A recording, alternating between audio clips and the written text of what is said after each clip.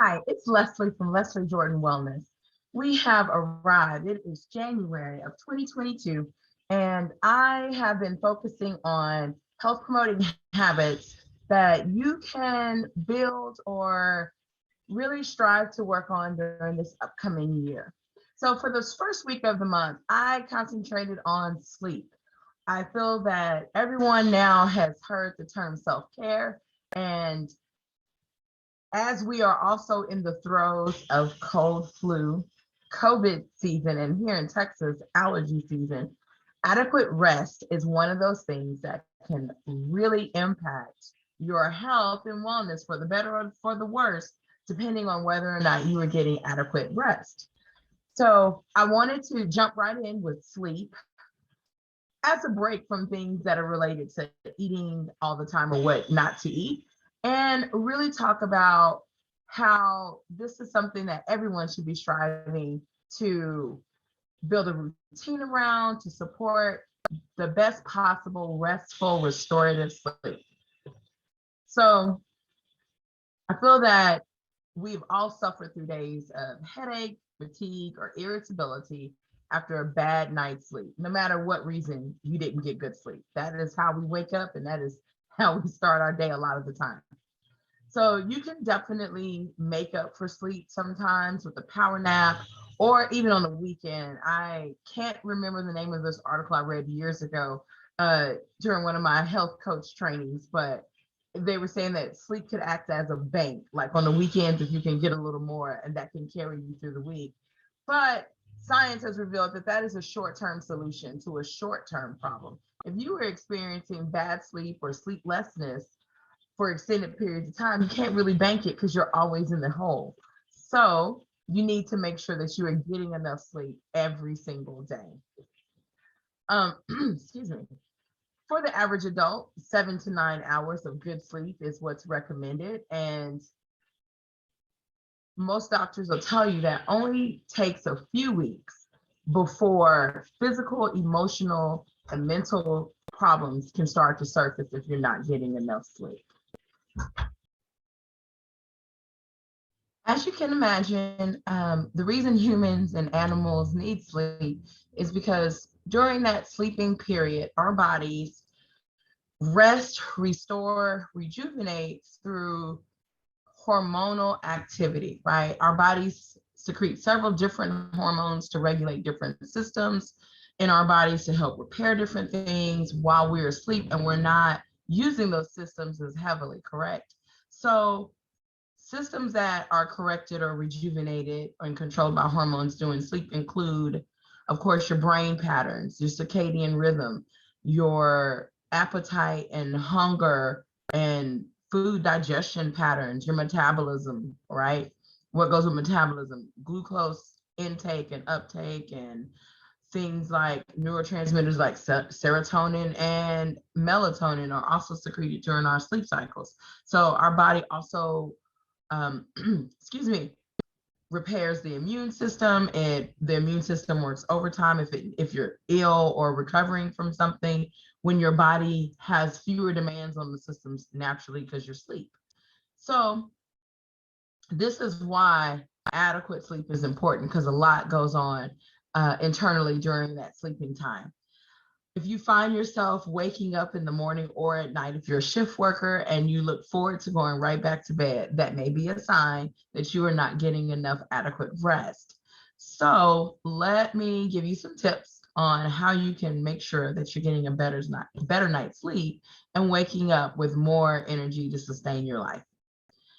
First tip I want to give you, I like to give 4 tips. The first one I want to give you is to make your bedroom your sanctuary. Your bedroom should be an oasis, like a refuge that you can go to when you need to have that rest, that rejuvenation, that quiet time.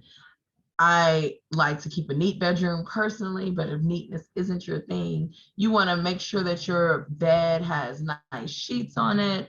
One of the things that people often overlook is how long they've been sleeping on their mattress. So mattress care goes along with that.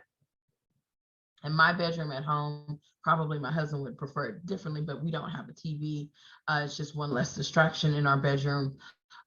so that when it's time to rest, we can get rest, right? Um, Also, we have blackout curtains to help keep the room dark. That is one of my go-to tips when people are telling me they are struggling with sleeplessness or not quality sleep. Your body, that's why you have eyelids, right? Your body is designed to sleep when it's dark. So it's a struggle if you work nights and you have to sleep in the daytime. Those blackout curtains are mad critical. So your body's designed to sleep in the dark. So if you're not used to it, try it. Give it a try.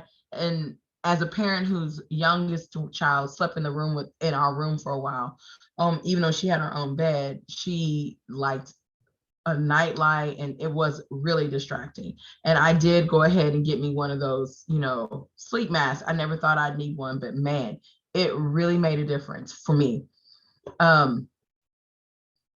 I know that my daughter, now she's 9, of course, she's out of the room, but I do know that when we stopped letting her have a nightlight, even her sleep improved. So, so sleep in the dark as you can stand it as often as you can. Also, the blackout curtains absorb noise. It absorbs that outside noise, it absorbed in the room noise, and it was also something that you may take for granted about disturbing your sleep, especially if you tend to be a light sleeper, which means you're not getting to that deeper sleep stage. Sounds, disturb you. For us, I am a no phone zone after a certain time, before a certain time, for that very reason. So keep how you set up your room in your mind as you're trying to build this sleep sanctuary. Another thing that I try to tell people, a lot of people like to work out, and that's, in my realm, they work out after work. Sometimes they're working out after dinner, after they've gotten the kids' homework and things done. That exercise can produce energy in your body and can make it hard to go to sleep. So one of the things I look at people's schedules and routines, and if they're late evening workers and they can fit in a workout earlier in the day, that is a suggestion that I make. Exercise a little bit earlier in the day. It does help release that stress hormone and it will help you relax, but it also has that simultaneous uptick in energy. You're like, man, now my body's process. So do it a little bit earlier, maybe before dinner, and then you have energy to get through your meal prep, have time for the kids, and then as the day starts waning, you'll find that you're tired maybe sooner, and you can get to bed. So change that. So that's bedroom as a sanctuary, exercise a little bit earlier. One of the most overlooked things is simply having a routine. If you're not a parent, maybe bedtime routines are like out of your realm of consciousness, but if you are a parent, you understand how that bedtime routine becomes a way that child depends on, and it gets all its cues, it knows what to expect, which is nice because humans were creatures of habit. If you can create a bedtime routine, that is a massive big tip. It will help you if you set a time.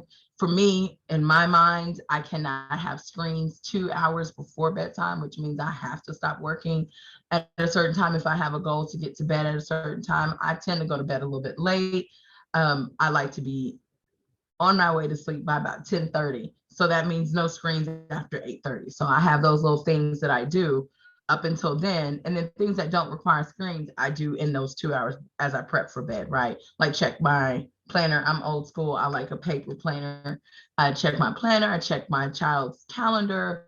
I lay out the clothes for the next day. I make sure that the lunches or snacks or all those things like that I do after that screen time is over, so that I'm working towards my bed routine. And it does, when I get to bed, my mind is clear. I don't have to worry about those things, and I do relax a lot better. So, and that's also when I do my journaling and reading is at night. I journal first and then I read because sometimes that puts me to sleep.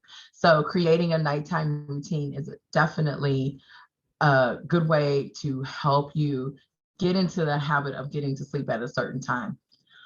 Another thing that I tell people, if you're really trying to understand or get good rest, is pay attention, of course, as you can imagine, to what you're eating and drinking.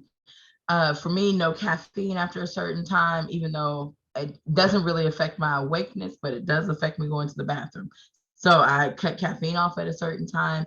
I also make sure that about that time I'm ending my screen time, I make sure that I'm happy with what I've eaten for the day. If I feel like I need a snack or some treat or what, whatever it is I need for my mouth to feel like I'm satisfied, that's when I eat it, because I know for me, if I lay down and my tummy starts grumbling, or I'm like, man, I didn't eat that last serving of vegetables today, or did I drink enough water, or I want um, peppermint tea, whatever it is, I won't be able to go to sleep. So I try to have all that as I end my screen time, so that I know that I am really ready, satisfied, my body is nourished, and I can go to sleep and let my body do what it needs to do during that time. Those are just some ways that I think that people can really start to nurture that healthy habit of getting adequate sleep. And if you have any other thoughts, questions, or comments about ways to get sleep, please share them with me. I would love to hear them. I would love to share them around. And I hope that this little talk about sleep has been useful for you. Additionally, I'm going to have a replay of just a video that I recorded. It wasn't a live stream this week. I just couldn't get it together, guys, with my daughter's back to school schedule this week. But I am going to send out some few thoughts on how to actually build that nighttime routine, and maybe even add some information. As like I said, as you all know by now, if you've listened, I'm a holistic wellness and nutrition coach, and that tie between sleep and eat may be coming up down the pipe. So stay tuned for that. I hope that you found something interesting and useful to you in this cast. And so please like, comment, subscribe, and share. And I'm wishing you all the best this year in health and wellness. Have a great day.